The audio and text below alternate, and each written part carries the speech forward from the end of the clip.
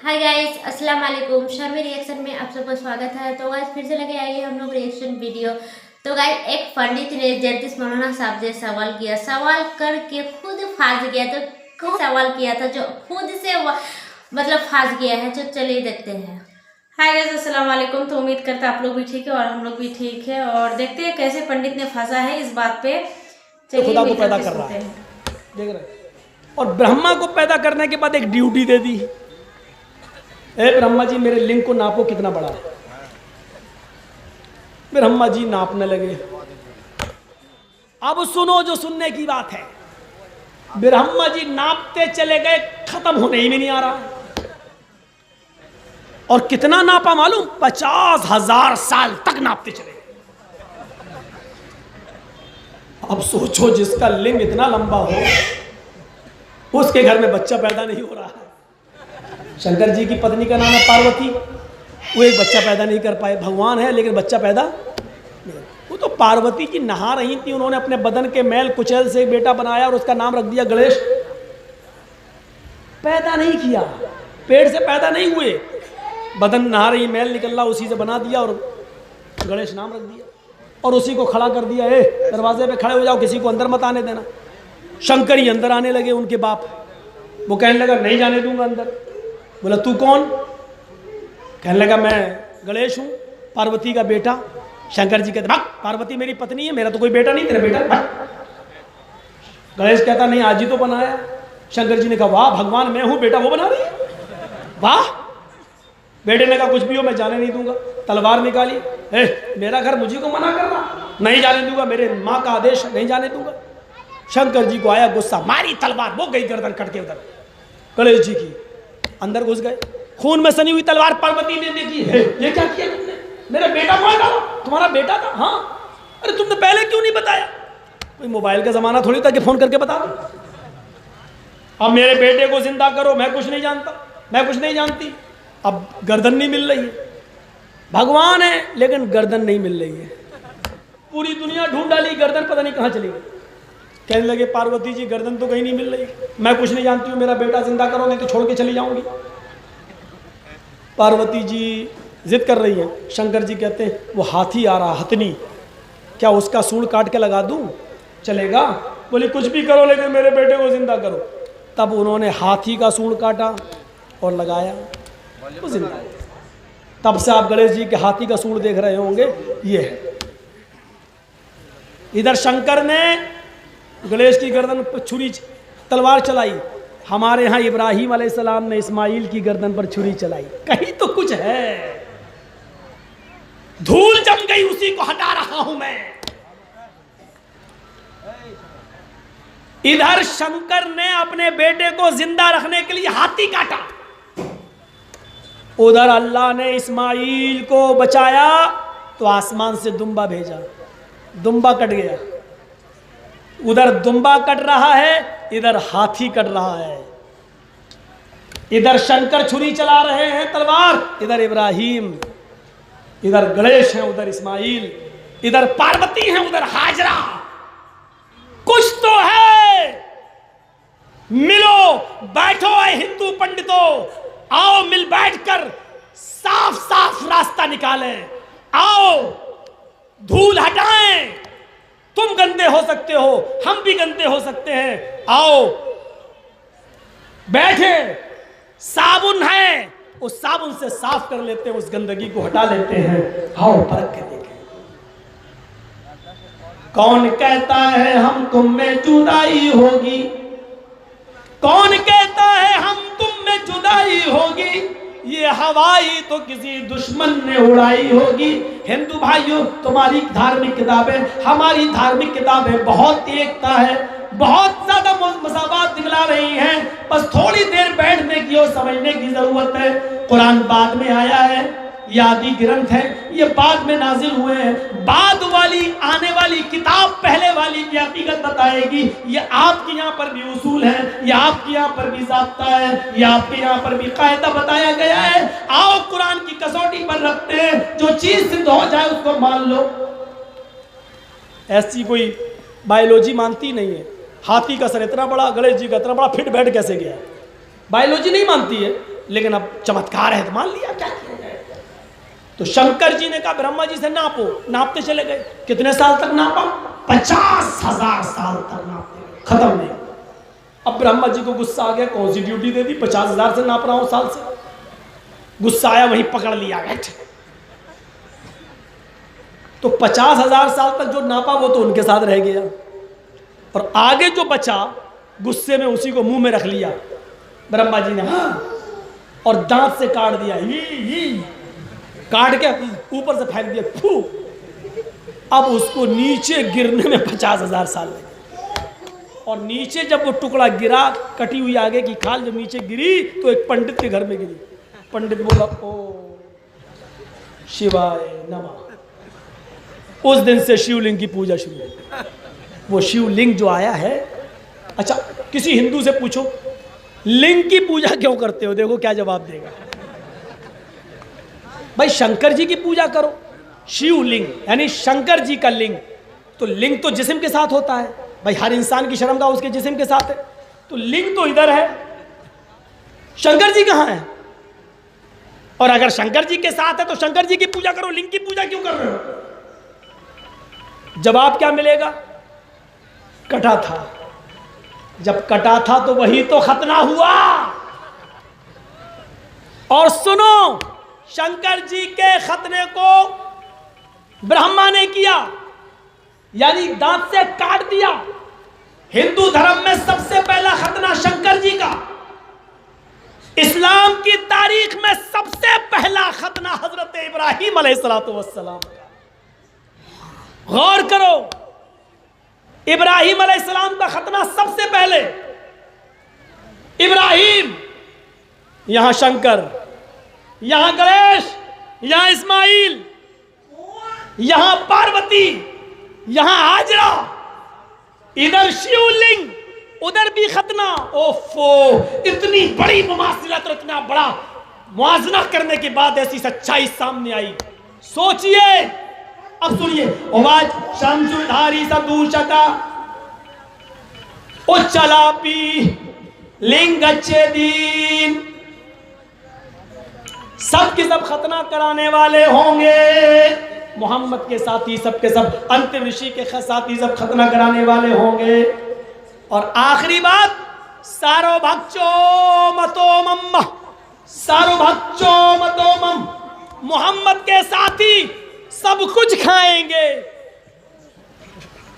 गोश्त भी और सब्जी भी, सारो भक्ष सब कुछ खाएंगे, लेकिन हर जानवर का गोश्त नहीं खाएंगे।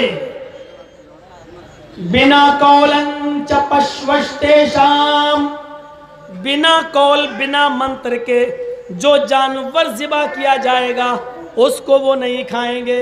वो उसी जानवर को खाएंगे जिस पर कौल पढ़ा जाएगा, मंत्र पढ़ा जाएगा, यानी बिस्मिल्लाह अल्लाहु अकबर कहकर जो जानवर हलाल होगा।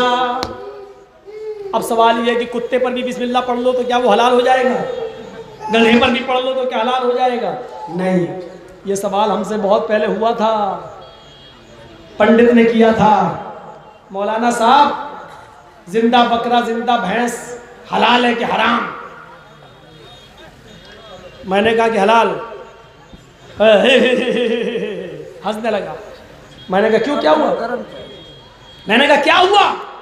कहने लगा मौलाना साहब जब जिंदा बकरा जिंदा भैंस हलाल है तो फिर हलाल जानवर पर आप लोग बिस्मिल्लाह क्यों पढ़ते हैं? ऐसी काटो और खा लो। फंसा दिया उसने हमें। मैंने कहा बिस्मिल्लाह इसलिए पढ़ते हैं कि बगैर बिस्मिल्लाह के वो हराम है। तो फिर एकदम फंसाया। क्या कहता? अभी तो आपने कहा था जिंदा बकरा जिंदा भैंस हलाल है, अब आप कह रहे हैं बगैर बिस्मिल्लाह के हराम है। तो इसका मतलब यह है कि उस पर बिस्मिल्लाह अल्लाहु अकबर पढ़ेंगे तो फिर हलाल होगा ना। हमने कहा हाँ। इससे पहले क्या था? मैंने कहा यार ये तो और फंसा लिया, ये तो बड़ा लग रहा पढ़ा लिखा। लेकिन मेरी खोपड़ी ने काम किया। मैंने कहा हाँ ये कहाँ ला रहा है? मैंने कहा अच्छा चलो। अब मैं आया, मैंने कहा हाँ पंडित जी अब बोलो। मेरी खोपड़ी काम कर गई। जिंदा बकरा जिंदा भैंस क्या हुआ? मैंने उसको समझाने के लिए मैंने कहा हराम है। हाँ। तब भी फंसोगे मौलाना। मैंने कहा फंसाओ। जिंदा बकरा जिंदा भैंस हराम है? मैंने कहा हाँ। फिर हलाल कैसे हुआ? मैंने कहा उसको लिटाया, बिस्मिल्लाह अल्लाहू अकबर कहा, हलाल हो गया।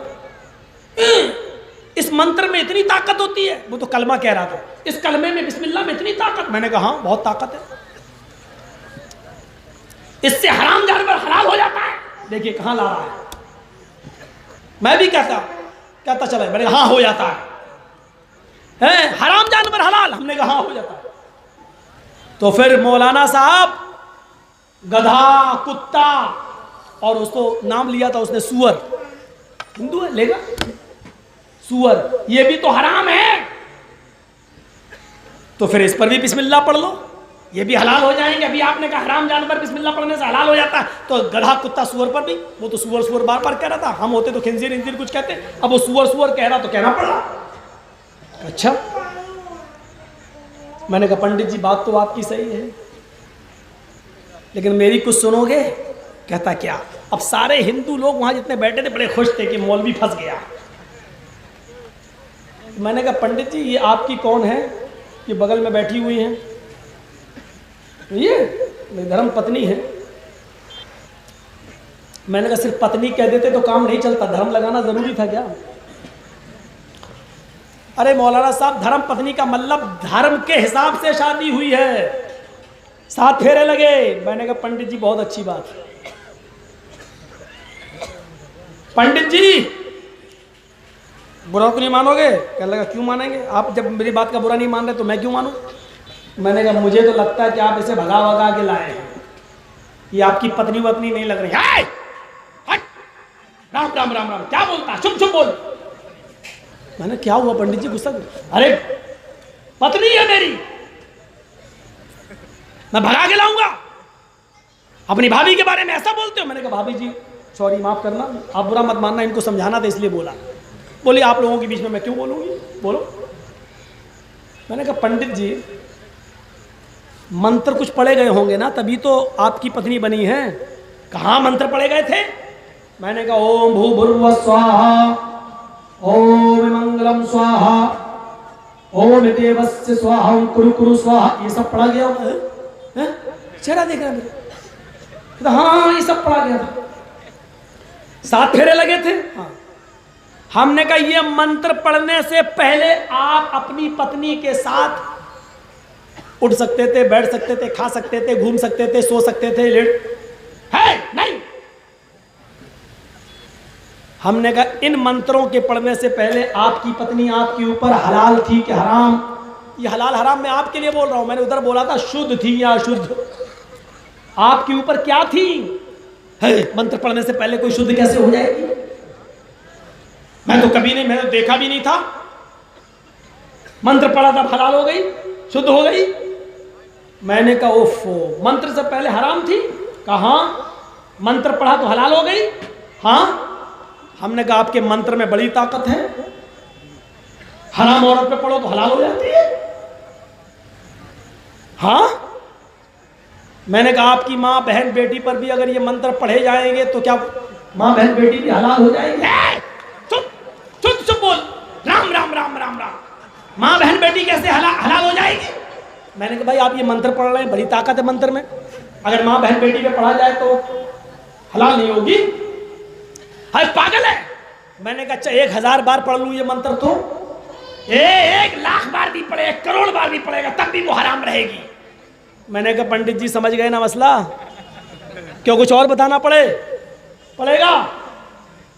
मैंने कहा कि इन मंत्रों से हर औरत हलाल नहीं होती है, वही औरत हलाल हो सकती है जो हलाल होने के लायक है, जिनकी लिस्ट रामचंद्र जी ने बता दी, कृष्ण जी ने बता दी कि ये मंत्र से ये औरतें हलाल हो जाएंगी, माँ बहन बेटी हलाल नहीं होगी। ऐसे ही हमारे यहाँ बिस्मिल्लाह अल्लाहु अकबर से मुहम्मदुर रसूलुल्लाह ने एक लिस्ट बता दी, बकरा है, भैंस है, ये है वो, ये जानवर हलाल हो जाएंगे, गधा कुत्ता सूअर हलाल नहीं होगा। समझे पंडित जी?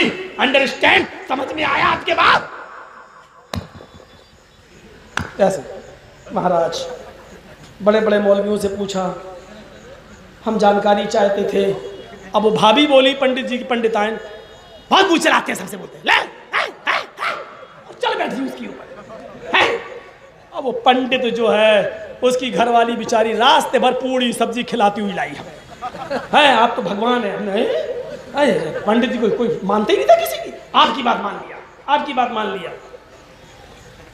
फिर दूसरी बातें चली तो सर्वभक्षो मतो मम, हिंदू धर्म की किताब में कहा सब कुछ खाओ, जो भी हिंदू आपसे कहे कि मीट सब बराबर, गाय भैंस का खा लेते हो, गधे का भी खाओ, कुत्ते का भी खाओ, आप उससे एक ही सवाल करिएगा बस, पेशाब सब बराबर, गाय का पी लेते हो, कुतिया का पी के दिखाओ, सुअर का पी के दिखाओ, जाओ देखो क्या जवाब देता है। ऐसी तिलमिलाएगा, भागेगा वो है। और हिंदू भाई तो मुकदमा वैसे ही हार गए यहां पर इस स्टेज पर। जितने जानवर मुसलमान खाते हैं उतने ही जानवरों का हिंदू दूध भी पीता है। और एक बात बता तू, जो जानवर मुसलमान नहीं खाता हिंदू उसका दूध भी नहीं पीता। भाई हमारे यहाँ जो जानवर हलाल है हम उसका दूध भी हलाल समझ के पीते हैं, जो जानवर हराम है उसका गोश्त भी हराम, दूध भी हराम। हिंदू धर्म में तो जब सारे जानवर हराम हैं तो दूध कैसे हलाल हो गया? पहली बात। दूसरी बात, उन्हीं जानवरों का दूध तुम क्यों पीते हो जो हम खाते हैं? मसलन मुसलमानों में भैंस हलाल है, हम उसका दूध पीते हैं, तुम भी भैंस का दूध पीते हो। हमारे यहाँ गाय हलाल है, लेकिन चलिए आपकी माँ है, हम मुसलमानों से भी गुजारिश करेंगे किसी की धार्मिक भावनाओं को मत भड़काओ, अच्छी बात है, लेकिन दूध भी हम उसका पीते हैं, आप भी उसका दूध पीते हो। हम बकरी खाते हैं, उसका दूध पीते हैं, तुम भी उसका दूध पीते हो। सवाल यह है कि हम कुत्ता नहीं खाते, कुतिया नहीं खाते। किसी हिंदू को कुतिया का दूध पीते हुए देखा है? हम सुअर नहीं खाते, किसी सुअरी का दूध पीते हुए देखा है? सवाल यह है कि जो जानवर हम नहीं खाते तुम उसका दूध भी नहीं पीते, ऐसा क्यों? यहीं पर तुम कमजोर हो, मुकदमा यहीं पर हार गए। तो मेरे प्यारे साथियों, बुनियादी तौर पर मैंने ये चंद बातें आपके सामने रखी। मुस्लिम संस्कार, सब कुछ खाएंगे, सर्वभक्षो मतो मम, सब कुछ खाएंगे, लेकिन हर जानवर नहीं, वही जानवर जिस पर वो कौल मंत्र पढ़ेंगे बिस्मिल्लाह अल्लाहु अकबर, मुस्लिम संस्कारा, दुनिया इनको मुसलमान कह रही होगी। इंसान हूँ, जनरेटर नहीं, जिन्नात नहीं हूँ। दो सबका बहन सुन के यहाँ पे बहुत अच्छा लगा। और एक चीज जो है बोला, ये इस्माइल की जगह में दुमा काटा गया था, तो ना वो भी एक अल्लाह का करिश्मा है कि इस्माइल को निकाला गया था, फिर दुमा घुसाए थे, तभी ना आज हम लोग बकरी को, गाय को काटते हैं बकरी ईद में। नहीं तो इस्माइल को अगर काटता तो हम लोग को मतलब हम लोग के जैसा इंसान को काट के कुर्बानी देना पड़ता। तो पता है जो इब्राहिम का जो हम लोग का मुसलमान हुआ था, तभी तो ये हिंदू भाई का में जो मतलब कि करता है वो लोग, हाँ, लिंग शिवलिंग का जो वो लोग पूजा करता है, तो वो लोग का भी बीच में खतना हुआ, हम लोग का भी बीच में खतना हुआ है। तो चलिए इसीलिए मतलब कि जैसे हम लोग का धर्म में ही खतना हुआ, उसका भी धर्म में खतना हुआ, लेकिन उसका धर्म वाला खतना नहीं कर रहा, हम लोग तो मुसलमानी कर रहे हैं, हम लोग उस चीज़ का पालन कर रहे हैं। लेकिन हाँ, हिंदू भाई का जर्दिस मौलाना साहब का यही कहना है कि जैसे हम लोग मंत्र जिस पे पढ़ा जाता है, जैसे मतलब बिस्मिल्लाह रहमान रहीम, ये सब पढ़ के ही हम लोग कोई मतलब कि जानवर को काटते हैं, हलाल करते हैं, हम लोग के ऊपर में हलाल है।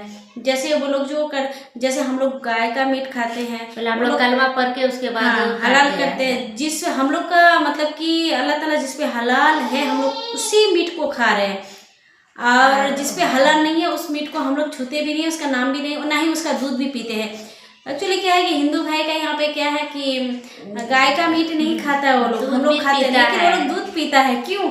जिस जानवर को हम लोग खाएंगे ना उसका दूध भी नहीं पियेंगे। आप लोग बात को समझ गए होंगे। तो गाइस कौन कौन ये सब करते हैं, कौन उसमें जरूर बताना। तो आज का वीडियो हम लोग यही तक है, अच्छा लगे तो सब्सक्राइब कर लीजिए, लाइक कर लीजिए, ज़्यादा से ज़्यादा शेयर कीजिए, और आप लोग को कैसा कैसा वीडियो चाहिए कमेंट में जरूर बताना। और रिम्पल रिएक्शन में जाइएगा, वहाँ पे भी